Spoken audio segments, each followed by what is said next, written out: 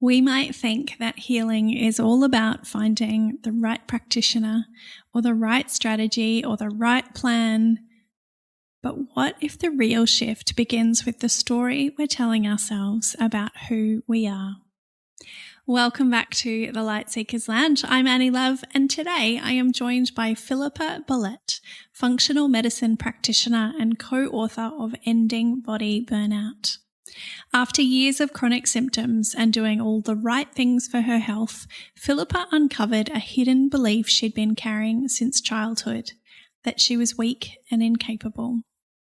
When she began to do the work to flip the script on that belief, everything started to change. Her health, her business, and the way she moved through life. So as you listen today, just notice what resonates for you and where your body or your inner voice might be inviting you into a different story.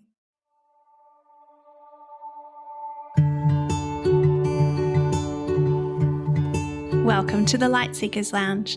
I'm Annie Love, a coach, mum to all boys, and your host for soulful conversations about building a life and a business that feel good from the inside out. Here we talk about mindset, money, and what it means to keep seeking the light and finding joy, even when life or business feels hard. So sit back and settle in. I am so glad you're here.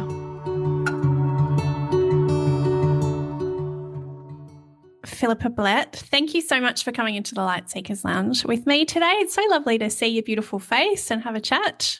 Thank you. I'm super excited to be here.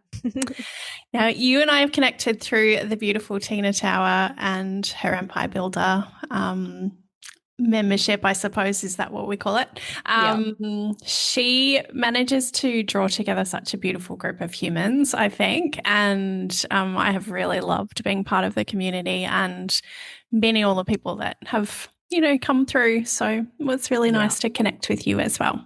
Yes, I am the same. Formed a lot of beautiful collaborations and other things with her Empire Builder members. Yeah, beautiful.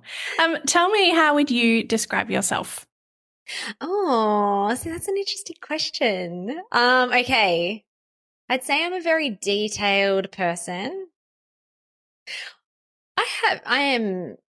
I've never been diagnosed am I neurotypical or neurodivergent? But if I was leaning into the neurospicy realm, I'm probably a little bit autistic in some ways, like in terms of if there's something I'm really interested in, I will go very, very, very, very deep. And it becomes my whole world for many, many, many, many, many years. So that's something, and it's also something that other people have reflected about me as well. But I don't know, I feel like I'm pretty cruisy, balanced, but at the same time ambitious. It's really hard to describe myself because I also feel like there's been a lot of iterations, which I'm sure we'll uncover today in our conversations, and different iterations, different evolutions of myself. And so when someone asks me the question, even like, who are you? Sometimes I reply, I don't know, because in an hour I may change. Fair enough. And I'm okay with that as well. Like it's almost like there's just many doors that open up. Ever evolving. Love it. I know that you were on Tina's podcast at some stage, and I saw her reference to you as human sunshine, which I thought was really beautiful. It's lovely. Now, you didn't start off in healthcare.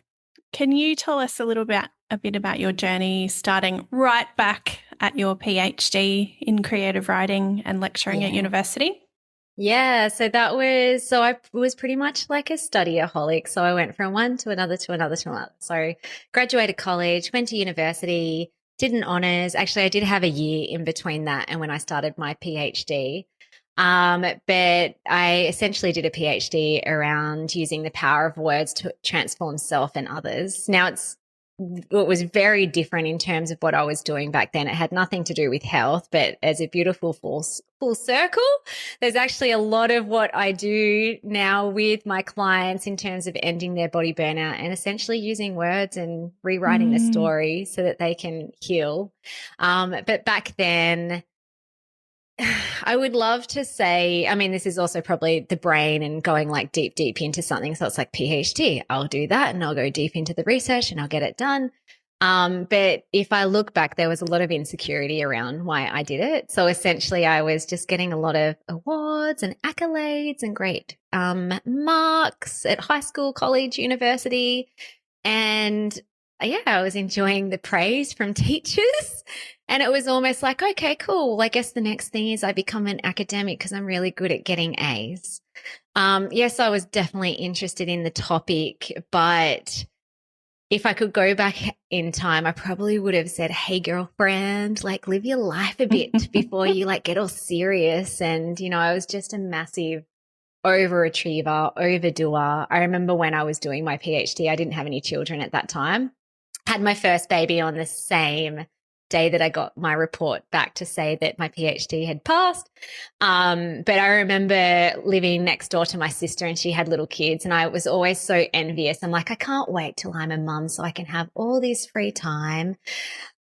Because my world was just like, so like I have to spend 15 hours a day on this PhD. Otherwise I'm going to fail and then everyone's going to see what a failure I am. So that's kind of what was going on. And, you know, you had children and you learnt just how much free time mothers get. Yeah, not much.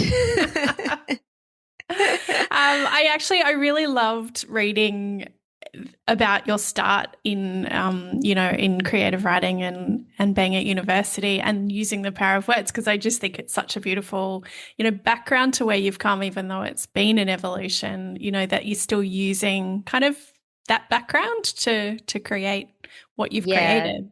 Yeah, definitely. I was studying, I mean, my PhD wasn't in psychology, but my BA was in psychology and then English literature, creative writing. So there was a lot of like psychological elements around how we use words to redefine our identity and who we are and like culture and cross-cultural relations and all that sort of stuff. So like it 100% applies with what I do now. Yeah. It's just that I didn't go in it through a health lens back then. Yeah, absolutely.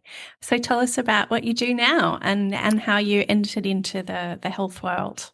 Yeah. So after I had a baby, my labor was actually 3 days long. So it was quite a long birth. I wasn't, what's the word? Dilating, contracting. And then when I did give birth, I had a lot of trauma to my emotions, but also my bladder and my bowel were torn. And my bladder, they don't really know what happened, but basically my nerves switched off. I had no sensation to urinate.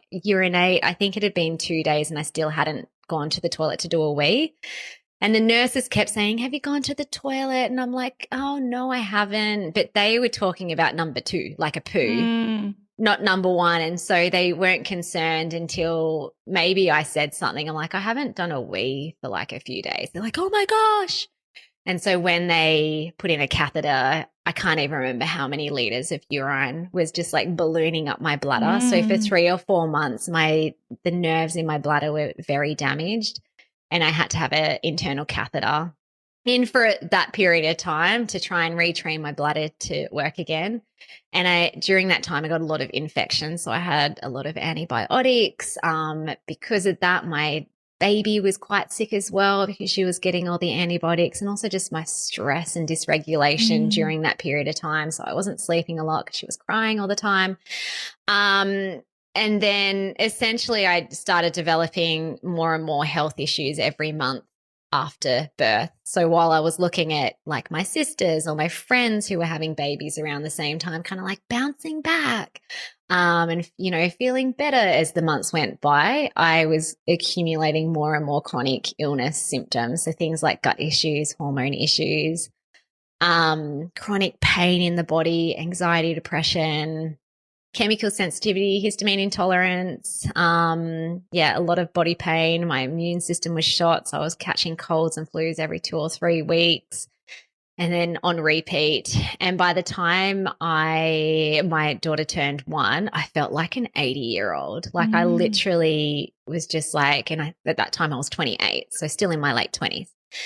And I got stuck with the medical system. My GP kind of like, she's like, well, your thyroid's a bit out, but, it's probably pretty normal for a new mum. So just stop stressing. And I'm like, I believe there's something to do with stress here, but there's more than just me being a new mum, because I'm watching all these other mums improve as the years go on or the months go on. So then I started reading a book called Deep Nutrition. It was actually given to me by someone. They're like, this is a great book, read it. And I'm like, okay. And my mind was open to the fact that, or was blown to the fact that you could heal your body using real food. I mean, like back then, so that would have been, how old am I now? Almost 42. So that was like 15 or something years ago, 18 years ago. That was like massive news to me. I was just like, what? Like all the like processed foods and the sandwiches and the muesli bars and like the vanilla slices that I thought were like, okay, I thought I had a healthy diet. That could actually be contributing to how I was feeling or preventing me from healing. So I went on a big nutrition bandwagon, started fermenting foods and sprouting grains. You deep dived into that one? I deep dived into that one. Did animal organs like every night until 3 months down the track. My husband, Chris, was like, I cannot eat another sheep's brain. Can you stop? You can do all the other stuff, but no more organ meat, please. And so I was feeling changes in my body too, and I was just like so interested in it that I started studying clinical nutrition. That was a 3-year journey, but into that I started feeling better probably about a year later. And then I'm like, I think I can have another baby. Let's do this again. Felt pregnant, had another baby. This time I had a cesarean because I was so traumatized. Like I hadn't worked through any of the trauma that I'd experienced with that first birth. And so I was just like, I can't do it again. I was crying, and my doctor at the time was actually super lovely. I'm like, and I actually outsourced the decision making to him. I'm like, considering everything that can you make the decision? Because on one side I was like getting into like being a health nut, and so my emotions and my brain were like, you need to do this naturally because you're going like it's going to be bad for the baby. But then on the other side, there was just so much dysregulation around the experience that I was freaking out. So I ended up having a cesarean, which was great. Like the recovery was way better than the vaginal birth. Now, here's the thing. It was great. And I felt so good post this second birth that 2 weeks, maybe it was even a week later, I started like diving straight back into study and straight back into business, and all these like busy, overachieving, overdoing patterns just like ramped up being back out into the world. And I didn't allow my body to rest and recover. So all my symptoms came flaring back. And then this led me to functional medicine. Would your listeners like have an understanding of what functional medicine is? Maybe, but how about you just give us a definition? Okay. It sits in the realm of natural therapies. So like practitioners like clinical nutritionists, naturopaths, even chiropractors, even integrative GPs can then do extra study to become a functional medicine practitioner. And it is still using natural therapies to support and heal the body, but we're using extensive lab testing that goes beyond what GPs and medical specialists test for. And I'd never done this before, and I was super curious. So as a practitioner, I actually, started becoming qualified as a functional medicine practitioner. And during that process, my mentor helped me run my own lab tests for myself, and he helped me work through protocols. And that was really, again, eye-opening, because I'm like, okay, well, I've worked on the lifestyle stuff, but now my lab testing is showing that there's some pretty intense body burnout. Like there's body systems that have literally become burnt out or imbalanced or have nasty stuff growing in it. Even though I'd been eating really healthy, even though I'd been living toxin-free and, really trying to go to sleep on time and all that sort of stuff. And so for me, I had like issues with my adrenals or adrenal fatigue, and my dopamine, my neurotransmitters were really depleted. I had so many gut pathogens, parasites, candida, H. pylori, SIBO. I also had a lot of detox issues as well. And so I went on a journey to heal and support that. And again, probably like a year later, 18 months later, I was actually feeling really good. But in hindsight, I can see that I was still restricting how I was living. So I felt like I still had to I guess, like embrace myself or wrap myself up in cotton wool. Otherwise, my system was still very sensitive. So that looked like my sleep had to be really dialed in. I had to eat perfectly all the time in order for symptoms to not pop back up. I couldn't go into a building that had paint, like new, fresh paint, because that would set symptoms off as well. And I had to be really careful around what I said yes to and what I was doing. So my window of tolerance was still very low, even though I was pretty much symptom free. But if I like lived a little, the symptoms would start popping back. So I was managing myself for a few years, and then COVID 2020 happened. I'm sure everyone has their COVID story, but it was very stressful for me. My husband's gym, like physical premise, got locked down, kids homeschooling, we're needing to pivot our business. All my clients at the time kind of like left because they thought the world was ending. And like, anyway, I was just freaking out, and it was actually pressing on a lot of money wounds and money fears that I had all along that was causing a lot of stress anyway, but everything just amplified in 2020. And I developed insomnia, which I hadn't had in the past, which then meant all my symptoms came raging back, and I was super frustrated. But, you know, I'm like, okay, nope, I'm good. Let's just run the labs again. Let's take the supplements. Maybe I can dial in my food even more. And it was interesting. I ran the labs, and it's like, these are like, they're not perfect. No one's labs ever are perfect, but they're nowhere near what they were. So I still tried to physically heal my body in the same way that I did, but nothing budged any symptoms. And then that's when I realized I still hadn't got to the root cause, which was deeper down in my unconscious mind. A lot of metaphysical baggage and chronic stress that was causing my body systems to basically explode with symptoms.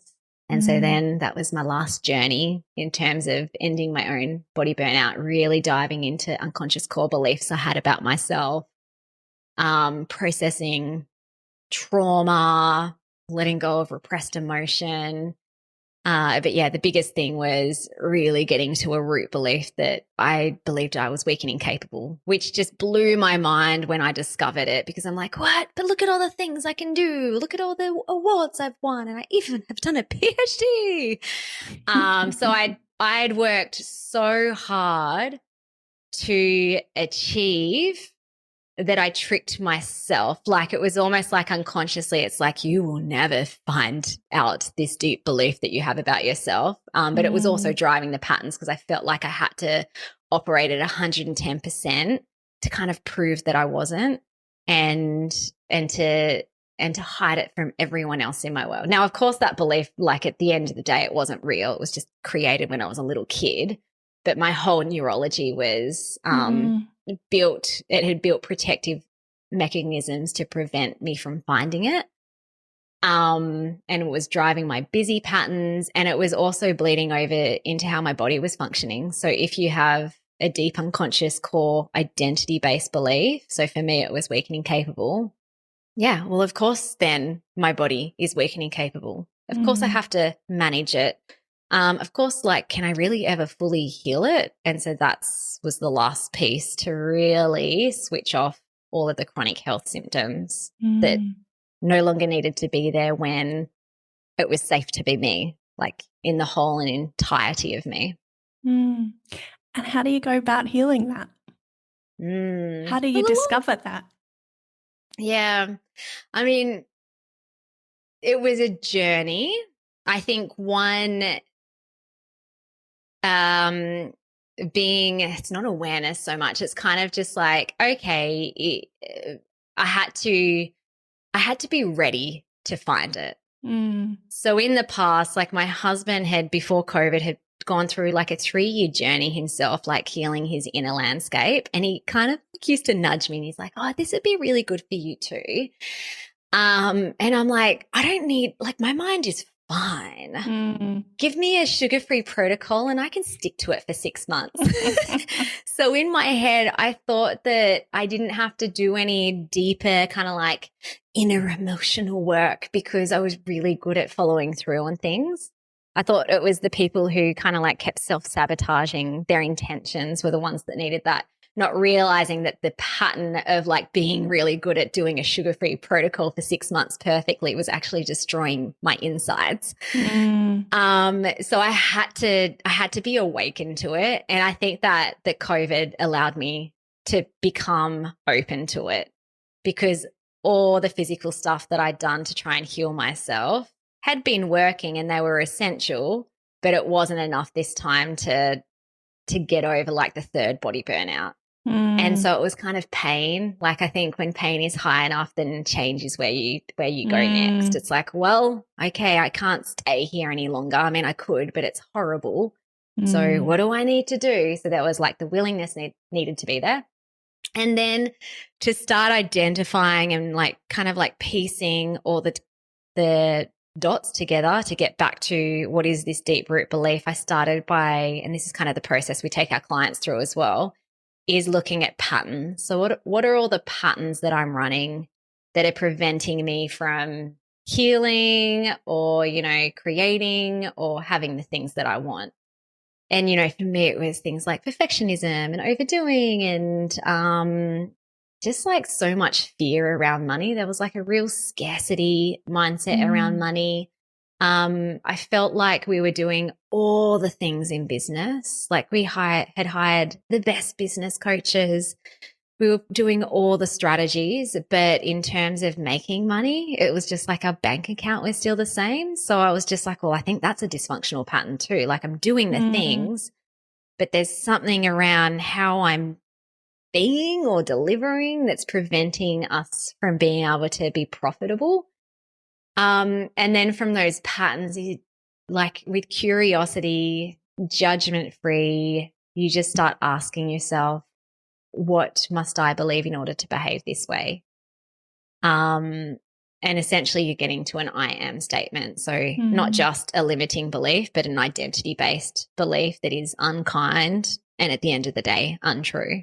And so for me, I mean, I had to piece back my timeline, but you know, and often you're looking at past distressing events where it's like, oh yeah, I could see how I created a belief there and this is probably what the belief was. But for me, my belief was created when I was 7. And I was performing on a stage. I just had a little 1-minute talk that I was going to read out to the audience. And I decided to memorize it. So I'm like, yeah, I think I can memorize it. My parents will be so proud and like, yeah, this is going to be good. No inhibitions, like preparing for it. It was just like hand on heart. I believed I could do it. But when I got to the microphone, adrenaline whooshed in and completely forgot the words. Went beetroot red, started crying, completely humiliated and also shocked that I thought I could do it and then I couldn't. And then I sat on the stage as all the other little kids came up and shared their talk perfectly in my eyes. And I'm just sitting there thinking like, why can they do it and I can't? Maybe there's something wrong with me. And from then on, it started cementing, like a child will always be asking what just happened and what does it mean about me? So it's like I couldn't do my talk. Well, that means I must be weak and incapable. I'm flawed somehow. There's something wrong with me. And then from there, and happens with all humans, we start searching for more evidence around what we believe to be true. Because we're sense-making creatures. We kind of have to make sense of things. And so when you create that unkind belief about self, then, yeah, the brain is going to start looking for more and more of that evidence. And it might be okay as a kid and a teen, but by midlife, It is soul destroying. And for for all of our clients and for a lot of people, the body is also starting to speak up at some point because it's like we can't people please anymore. It's exhausting. Perfectionism, like this is causing headaches. Overdoing, I'm now in chronic fatigue and actually I can't do, but my brain still wants me to do and I can't relax and I can't rest. And so, yeah, everything starts to explode around 35 onwards. Great. Great. So how do you then use the power of story and words to help people kind of heal themselves and live a better life? Yeah. So this is the big piece with identifying your root belief. So when you find that, because what you don't know, you can't change. So, we see memes on Instagram and it's like, I am good enough. And so therefore people think, well, I don't know, maybe my belief is I'm not good enough. But if you haven't done the work to kind of like get to what it is and why it's there and how it was created and how you built evidence around it, then you don't really know what you're working with to rewrite, like when you're trying to rewrite the belief or the story. So that's important. And then, I mean, it's simple but hard. Like none of this is easy because we're working against decades worth of protective mechanisms that don't want to change. Even though conscious mind or like higher part of the brain or maybe even your heart or your soul is just like, we know that things can be better for us. There's a big part that's holding on to dysfunction to try and protect us. And so the strategy is simple yet hard. So some of the things like, again, simply looked at going back into the past and actually finding evidence to prove the opposite. And so that's where it's kind of going right back to that foundational memory or the combination of memories. And like pen to paper, you can write around this stuff. Until you get to a point where it's no longer hard to see the new evidence around the new belief. So if the new belief, for example, what I worked with was new belief was like, I choose to know I am strong and capable and there is nothing wrong with me. I'm like, I'm more than enough. I'm wonderful. I'm resourceful. So 100 different alternatives to prove the opposite. So it's almost like you're becoming a little bit of not a lawyer. Who would be the person that gets all the evidence for the lawyer? It's like a forensic, investigator kind of. So you're like a bit of a forensic investigator where you're taking the younger versions of you by the hand and you're showing her all the bits of data that she didn't see back then. Because it is nuts. Our brain is exposed to 2 million bits of information, but we only take in 5 to 7 chunks of information in any second. So you could have a past experience that actually maybe it was even big T trauma. A lot of the times it's little t trauma that creates this stuff.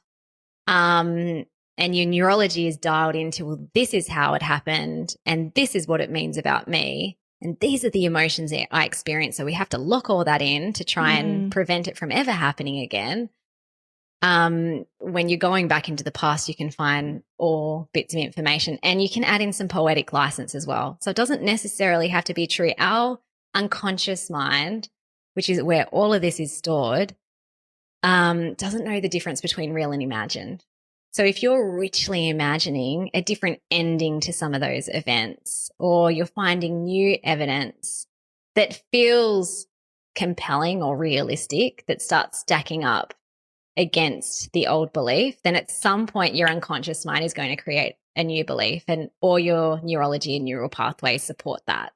And then that's where patterns will be different. So for me, it's like, for the first time in my life, I feel like I don't have a tiger chasing me and like I have to do all the things. It's like I have my to-do list, but it's okay to not do all the things.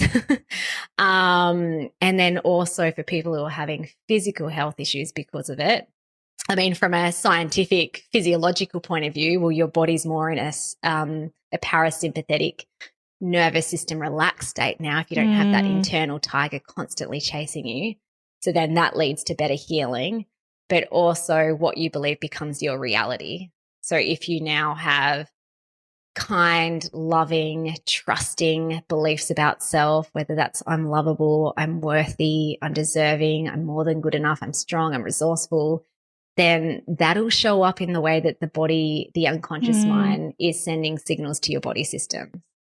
Yeah. Okay. And like health issues can literally switch off in the moment. Yeah. So could we just like think of some positive affirmations and that fix us?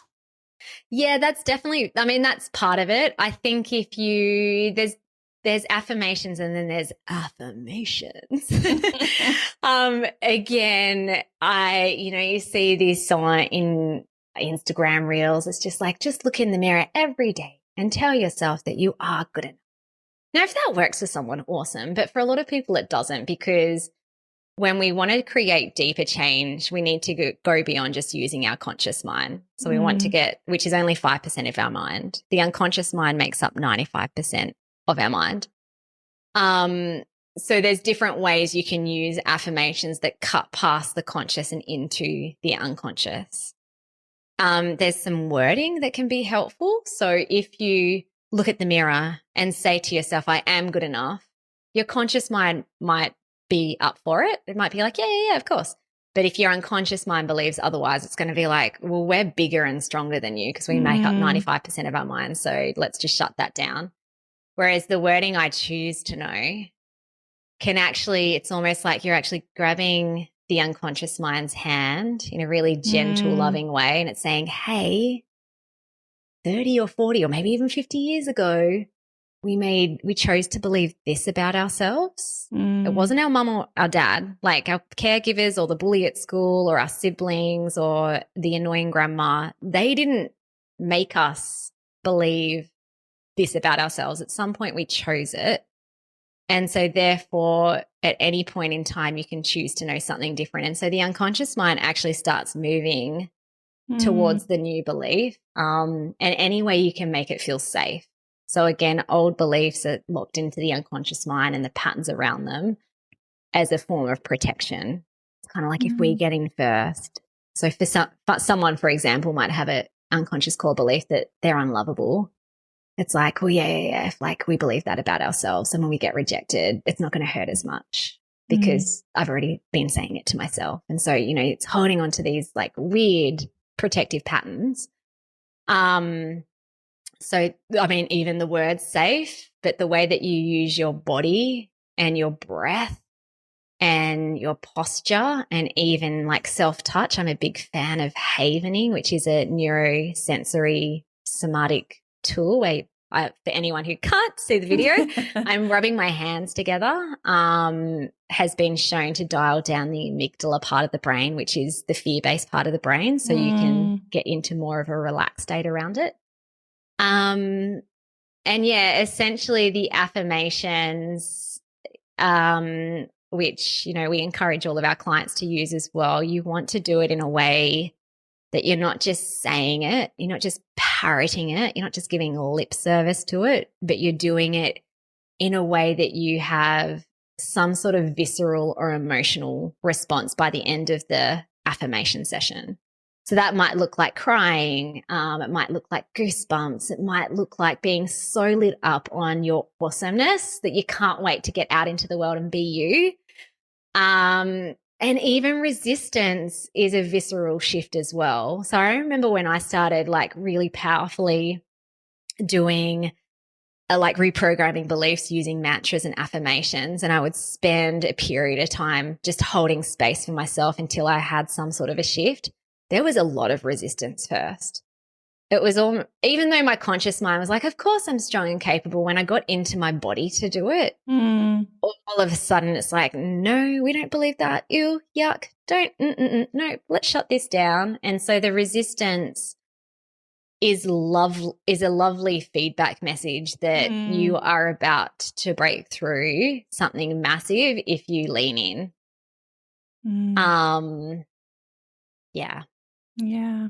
Did it take you a while to come to that point of memory about being on stage and Yes. Oh, yeah, actually it did.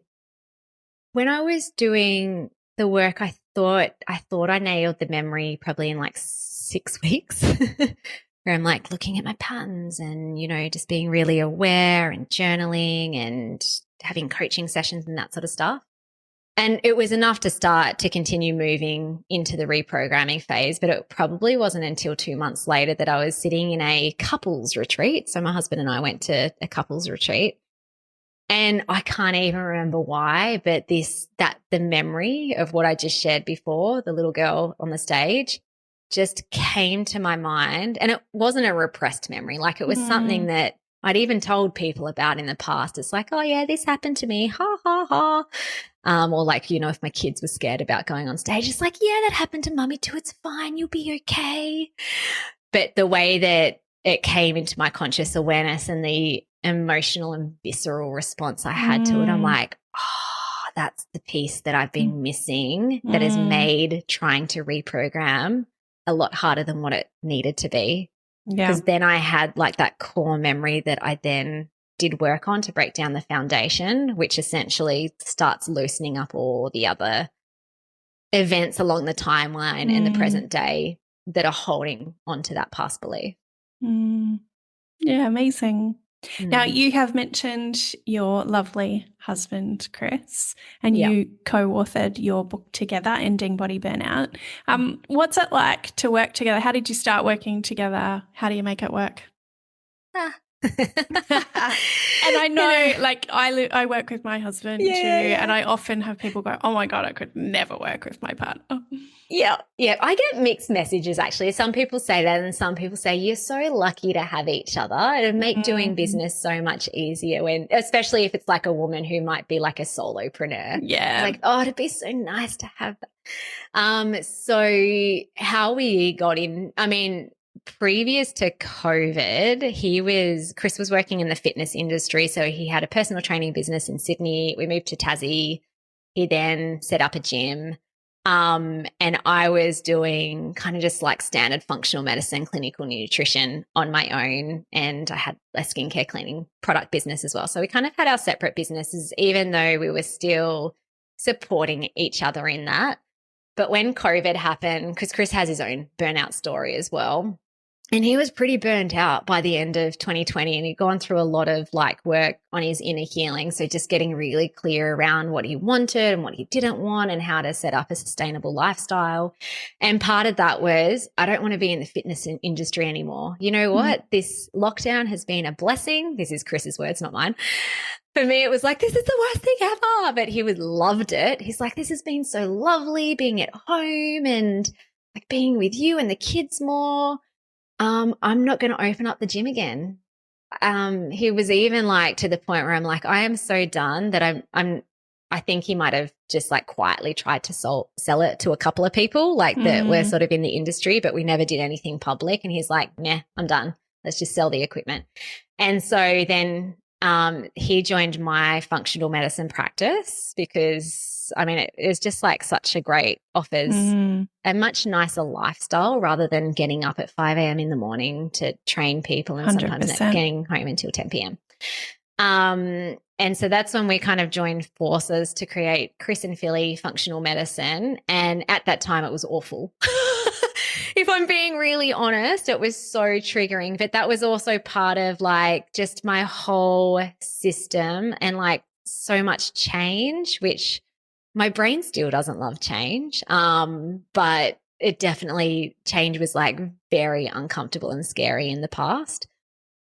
And so Chris came in with like his big visions and let's do this and let's change that and let's cut that out. And I'm like, this is my baby. Like all our clients are going to, or my clients, I kept calling it like, it's my business, my clients. They're all going to leave if you do that. And no, that messaging won't work. And like that photo, no, we can't do that. And so I was just in such a state of panic initially, but I also put trust in him that he did. Like I feel like we're both on par now from a business point of view, but I definitely wasn't a businesswoman back then. I was a practitioner. And so I was undercharging. I was like way overbooked and not really making a lot of money, selling a lot of lab tests and supplements, but my services, I never felt like I was worth enough to charge good prices that were profitable. And so anyway, so I trusted that like he had a bigger vision that would make it work better. And then, yeah, I guess like during my own journey to doing this deeper metaphysical healing around beliefs and regulating my nervous system, it did get to a point where it was very safe to now work with him. So previously it wasn't, because I just thought everything was going to break. And then I started loving his big ideas and his enthusiasm, and he has a very high risk profile as well, which, you know, that's still, do I love it? I'm glad that he has it, because I don't. And if I married someone very similar to me, then it's kind of like, so it's good now. I mean, like, I feel like we still need to put in boundaries around how we work together, and when we switch off, we have a big no at bedtime, so we can not talk about business at bedtime. Otherwise our brains will switch on, and then like it happened in the past and we'd have terrible sleep. So that's a big rule that we have. I also, something that works really well is we're really clear on who plays lead and support. So it's like, this is your project. Because I used to micromanage. That was another dysfunctional pattern. So like, even if he was lead, I'd be like meddling in there and like, you know, no, you got to do it this way, and people won't like it if you do it this way. So, and then vice versa. Sometimes we didn't know who was playing lead or support, and then either nothing got done, or we weren't on the same page, or, you know, we were bickering about it. So that, I feel like that's been massive, getting clear on lead and support. And that's been partly understanding our zone of genius and kind of like just totally relinquishing control. So for example, Chris is way better at like the graphic side of things than me. I'm much better at written content. And then we have staff member that helps us with both, but we're kind of like the last people that have the say. And anything to do with design and visual is Chris. Anything to do with written is me. And then, yeah, the way that we share client load and, you know, what our expertise is in there is very defined as well. Yeah, having those roles really clear is very important, I think. Yeah. Yeah, I love it. As a profit first coach, I love hearing about how people manage their business finances. And I know that for most businesses, it's been a real journey. Is there anything, you know, you've mentioned your scarcity and fear around money at some stage. Is there anything like a great lesson you've learned over time, or something that you do really well that you're really proud of? Yeah. Because you sent me through some of these questions earlier, and I'm like, from a budget point of view, I am not good. But I think the biggest thing was my relationship with money and my money mindset. So I mentioned before, yeah, COVID was big because there were a lot of like financial strains. And I realized that one of my patterns that was causing my body systems to burn out as well was just like constant worry and fear around money. Do we have enough? Can we make it? Can we save it? Can we invest it? How do I spend it? Like, it was just constant analysis paralysis in my head around money. And again, Chris and I are complete opposites in almost every way. And so he had no issues with spending money. He also wasn't really scared around money as well. Like, the high risk profile was was very cup half full. So that was always like really triggering in our marriage as well. That it's like, you can't spend that, like blah, blah, blah, blah, blah, blah, blah, blah, blah. And I would say honestly, literally changing and reprogramming at a deep level the belief of being weak and incapable into strong and capable and resourceful also changed all of my money patterns. Because it was like money. And I also read it. Have you heard it? Have you read the book Happy Money by Ken? Yes, I have. Yeah. Yeah. So during that process too, I read that book, and there were just a few key things that I started using and practicing on a daily basis. So money is my friend. Money's always had my back. I'm looking back in the past and I'm like, yeah, money has always had my back. Even when I was 14 years old and our family went bankrupt, that was also a big part of like the money story. And And I started like when I was paying my bills or when I was receiving money from clients, I was showing a lot of gratitude. So it's like, thank you, money. And thank you that I could spend this money today so we can have lights on and like a heater on in Tasmania in winter. And thank you, such and such, for like gifting me this money as well so I can serve you and you can get what you want. That was really big. And then I had to do like some deeper trauma work around the bankruptcy. That was a really big one.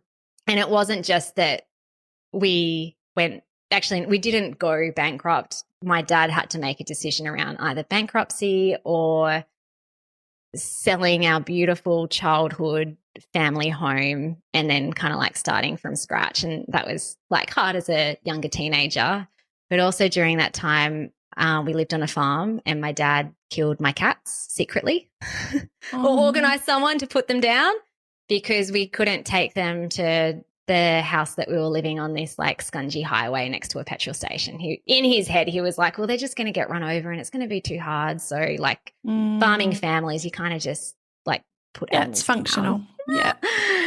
But I didn't find that out until maybe a few months later or maybe even some years later. And so there was a lot of like unprocessed stuff around that was also tied up around when you lose money, bad things happen. When you try and make money, bad things also happen because my dad was also like, you know, very high risk as well. Yeah. And so it was interesting. I would say 3 months into really wholeheartedly working on that stuff, all of a sudden we started making an extra $10,000 in our business, which was, I mean, that might be little, it might be a lot for some people. But life-changing for some, yeah. It was life-changing for us because we were struggling to pay a wage at that point. Yeah. And I'm just like, what? Like it felt like, you know, people say like manifest your money. It felt like that because it's like nothing from a strategic point of view has changed except for how I feel about money. And it was also just my confidence was different. So it was coming through when I was doing, you know, like Instagram videos or when I was having a sales conversation with a client or when we had a client and then I'm like either like upselling them or they're moving into a back-end membership. People just trusted what I was saying because I was embodying it and I was living it. And so from a strategic point of view, that is why I feel like we were all of a sudden making an extra $10,000. It just didn't come out of nowhere. But there was no conscious decision to show up differently. I just was. And so that was a massive piece of evidence that it's like, wow, like I'm still kind of clueless around, if I'm going back in the past, I'm still kind of clueless around like this whole money thing, but I'm resourceful and I can make money whenever I want. And then it's kind of just like been a nice snowball from there, just in terms of every year, our revenue and profit increases. But in terms of like, if you're hoping for some advice around, I mean, like this would be your expertise. Do I have a spreadsheet and a budget? Well, I'm actually working on it as of this month. But yeah, I think if I didn't work on the relationship and mindset around money, even if I'd had the spreadsheets and stuff, it would have been the whole business thing again, where it's like I'm doing all the things, but nothing's changing. 100%. Yeah. And yeah, I mean, look. No, I didn't have an agenda when I asked you that question. I think it's really personal and I actually really love it because I think our money stories are just so pivotal to how we process money in the world. So yeah, I love that. So thank you for sharing. Yeah, thank you. All right, I'm going to do some rapid fire questions for you as we end off today. How do you find joy when life feels hard? Beach. Love it. The beach, whether it's a walk or a swim. Do you have a lot of beaches in Tasmania? Oh, everywhere. We actually live on the northwest coast on a small coastal town. So like it's just like a block away. So that's my happy place. Beautiful. How do you look after yourself? Do you have any like daily or weekly rituals to help you feel more grounded? So many. Is this like rapid fire? I have like three words. Okay. You can no. You can answer as much as you want. Look, the foundational stuff helps me to thrive. So I'm not a perfectionist around eating anymore. I'm kind of like 80-20, but that means that I'm maybe even 90-10 sometimes. So prioritizing healthy eating. I love going to bed and waking up at the same time and just allowing my natural rhythm to do that. So that usually looks like 10 to 7, sometimes even 8. So sometimes I get 10 hours sleep and it's the best. I love it. And I used to have some shame around that because I'm like, oh, like, why do I need so much sleep to feel better? But now I just embrace it. I'm like, 10 hours of sleep, this is the best. Movement, slow, gentle, loving movement works best for my body now in nature. So that would be walking on the beach, the bush. I love going on hikes. I love swimming in the ocean. Weekly saunas are great. And then everything we've been talking about from an inner landscape as well, like just constantly having a conversation with myself. Sometimes that's just happening in my head. It's not necessarily like I have a ritual where every hour a day I'm journaling. Sometimes it's literally like, oh, body, you're giving me a little signal, or like, oh, a little pattern's just popped up. What are you trying to tell me? What do you need? What do I need to change? And so using that as my compass just to navigate how I'm living my life, I think is actually the most important thing that helps me to stay grounded.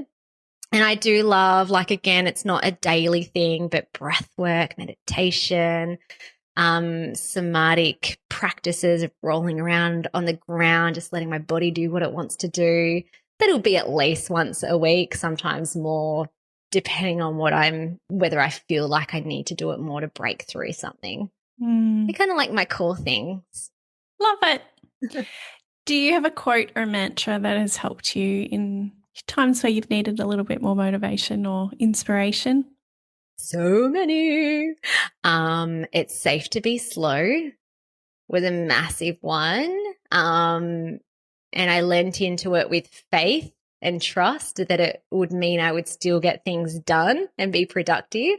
But it was massive to help me to unravel those like fight, flight, busy patterns. Like it's safe to be slow.